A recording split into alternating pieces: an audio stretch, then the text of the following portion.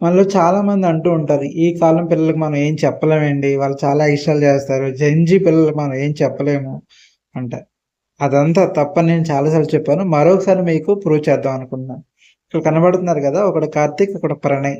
వీళ్ళిద్దరూ 10థ్ class exams రాసారు కర్నూల్‌లో. అయితే వాళ్ళ ఫాదరు ఇప్పుడు వీళ్ళని వైజాగ్ టూర్‌కి తీసుకెళ్తున్నారనమాట. అందులో ఆళ్ళ ఫాదరు వాళ్ళ అబ్బాయి వచ్చేసి ప్రణయ్ అనమాట. కార్తీక్ వచ్చి ప్రణయ్ వాళ్ళ ఫ్రెండ్. నేను విజయవాడలో ట్రైన్ ఎక్కాను విశాఖపట్నానికి. వాళ్ళ పక్కన కూర్చున్నాననమాట.